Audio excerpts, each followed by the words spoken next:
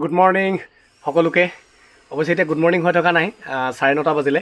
তথাপিতো ৰাতিপুৱাৰ সময় যে, সেইকাৰণে গুড মৰ্ণিং বুলিয়ে কৈছোঁ। এইকেইদিন এটা একদম প্ৰব্লেমত পৰি আছোঁ নহয়, মানে ৰাতি বহুত দেৰিলৈকে ফোনটো চাই থাকোঁ আৰু কিমান সময় হয় গম নাপাওঁ। আৰু ৰাতিপুৱা সোনকালে উঠিবলৈ বিৰাট দিগদাৰ হৈ যায়।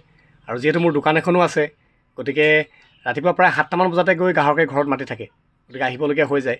অৱশ্যে এইকেইদিনা কাম চলি আছে, ষ্টুডেণ্টসকলৰ PRC, caste certificate, income certificate এইবোৰ চলি আছে। আৰু মই আজি মুখখন ধুবলৈ টাইম পোৱা নাই, 7টা বজাতে আহিলোঁ, এতিয়ালৈকে কাম কৰি আছোঁ, জাষ্ট শেষ হ'ল। এতিয়া যাওঁ গা পা ধুই আকৌ ভাত চাত খাই দিনটোৰ কাৰণে ওলাই আহোঁ। আৰু আমাৰ যি কি নহওক, এইখিনিতে মই কথা এটা কওঁ বুলি ভাবিলোঁ।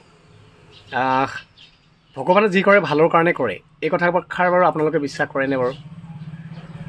এইষাৰটো পজিটিভ কথা হয়। পজিটিভলি যদি আমি ভাবোঁ, তেতিয়াহ'লে হয় ভগৱানে যি কৰে ভালৰ বাবে কৰে। কিন্তু যেতিয়া আমাৰ লগত কিবা এটা ঘটনা ঘটি থাকে, সেই মুহূৰ্তত ভগৱানে যি কৰে ভালৰ কাৰণে কৰে বুলি আমি মানি ল'বলৈ আমি কষ্ট পাওঁ। কিন্তু সময় যেতিয়া পাৰ হৈ যায়, তেতিয়া উপলব্ধি হয় যে হয় ভগৱানে যি কৰে ভালৰ বাবে হয়, ভালৰ বাবে কৰে। বাৰু যি কি নহওক, পৃথিৱীত যিমান ব্যক্তি আছে, যিমান মানুহ আছে, সকলোৰে জীৱনত কিবা নহয় কিবা এটা সমস্যা আছে। সকলোৰে কিবা এটা সমস্যাৰ লগত যুঁজ কৰি আছে। আৰু সেই সমস্যাবোৰ একান্তই আপোনাৰ নিজৰ, বেলেগে কেতিয়াও সমাধান কৰি দিব নোৱাৰে। গতিকে সেইবোৰৰ সমাধান আপুনি নিজেই কৰিব লাগিব। এটা কথা কি জানে, এখন ঘৰৰ যেতিয়া সুন্দৰকৈ গঢ় লৈ উঠে আৰু সেই ঘৰখনত যদি অশান্তি হ'বলৈ আৰম্ভ কৰে, ধৰি ল'লোঁ আপোনাৰ ঘৰখনত এদিন কাজিয়া হৈছে ডাঙৰকৈ, ওচৰ চুবুৰীয়া আহি আপোনাক বুজাব, ক'বহি যে কিয় কাজিয়া কৰিছ, কি কথা।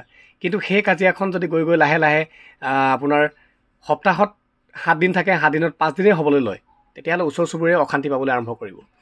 গতিকে সম্পৰ্কই হওক বা কিবা এটা সম্বন্ধই হওক, অত্যাধিক বেছিটো সদায় বেয়া।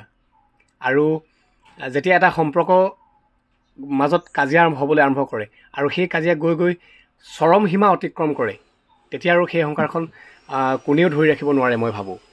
গতিকে এটা ভাল সিদ্ধান্তত উপনীত হোৱাটো ভাল কথা। কিন্তু যিহেতু সম্পৰ্ক এটাত কাজিয়া হ'লে একপক্ষ হৈ থাকে, এজনে অত্যাধিক বেছি ভাল পায় আৰু এজনে আঁতৰিব খোজে। আৰু পৃথিৱীৰ সমস্ত মৰম বাকী দিলেও, সকলো আনি দিলেও, আপুনি জীৱনৰ আটাইতকৈ বেষ্ট দিব চেষ্টা কৰিলেও সেই সম্পৰ্কটো কেতিয়াও ধৰি ৰাখিব নোৱাৰিব আপুনি। কাৰণ সেইটো বৰ্তমান সময়ত আছিলে, আপুনি পাৰিছিলে, কিন্তু বৰ্তমান সময়ত আপোনাৰ চেণ্টিমেণ্ট, আপোনাৰ ইম'শ্যন, আপোনাৰ মৰম ভাল পায় তেওঁক স্পৰ্শ কৰিব নোৱাৰে। তেওঁ অলৰেডি বহুত দূৰ আগবাঢ়ি গৈছে। গতিকে পৃথিৱীৰ হাজাৰ চেষ্টা কৰিও যেতিয়া ধৰি ৰাখিব নোৱাৰি, তেতিয়াহ'লে মানি ল'বলৈ কষ্ট হ'লেও এটা ভাল সিদ্ধান্ত উপনীত হ'বই লাগিব। কিন্তু যি হৈ গ'ল হয়তো ভালৰ কাৰণে হ'ল। মই আজি উপলব্ধি কৰিছোঁ যে ভগৱানে যি কৰে ভালৰ বাবেই কৰে। এতিয়া আৰু মোৰ কোনো টেনশ্যন নাই, কোনো দুখ নাই। ইচ্ছামতে উঠিছোঁ, খাইছোঁ আৰু আহি পেলাই নিজৰ কাম কৰিছোঁ। আৰু কেতিয়াবা ৰাতিপুৱাৰ পৰা গধূলিলৈকে কাম কৰিছোঁ, আৰু কেতিয়াবা কাম নাই কৰা, বহি আছোঁ, আড্ডা মাৰিছোঁ। গতিকে নিজক ভাল পাইছোঁ, নিজক অকণমান সময় দিছোঁ।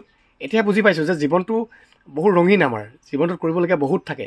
কেৱল এটা বস্তুতে লাগি থাকিলে আপোনাৰ প্ৰতিভা, আপোনাৰ যিবোৰ আছে প্ৰতিভা, সেইবোৰ হ্ৰাস পাই আহে লাহে লাহে। বহুদিন হ'ল লিখা মেলা কৰা নাছিলোঁ, বহুদিন হ'ল গোৱা নাছিলোঁ, বহুদিন নিজৰ ক্ৰিয়েটিভিটি কাম একোৱেই কৰিব পৰা নাছিলোঁ। কিন্তু এতিয়া আকৌ আৰম্ভ কৰিছোঁ, মনটো ভাল লাগিছে আচলতে। গতিকে সেইটোৱে ক'ম যে ভগৱানে যি কৰে সদায় ভালৰ কাৰণে কৰে, সেইটো মানি ল'ব পাৰিলে ভাল। আৰু সমস্যা যিয়ে নহওক তাৰ মুখামুখি হ'ব লাগে, আৰু পলায়ন কৰিবলৈ কেতিয়াও নালাগে। পলায়ন কৰিলে সেই সমস্যাই আমাক খেদিয়ে ফুৰিব। গতিকে মুখামুখি কৰিলে আপুনি আগবাঢ়ি যোৱাত সহায় হয়। গতিকে আজি মোৰ অন্তৰখন ভাল লাগিছে, আজি মনটো মোৰ বহুত বেছি ভাল লাগিছে। কাৰণ আজি মই কোনো টেনশ্যন নোহোৱাকৈ ধুনীয়াকৈ কাম কৰি আছোঁ। চ' সেই কথাকেইটা ক'ম বুলি ভাবিলোঁ। বাকী দিনটো ভালে কুশলে যাওক আপোনালোকৰ। Bye bye.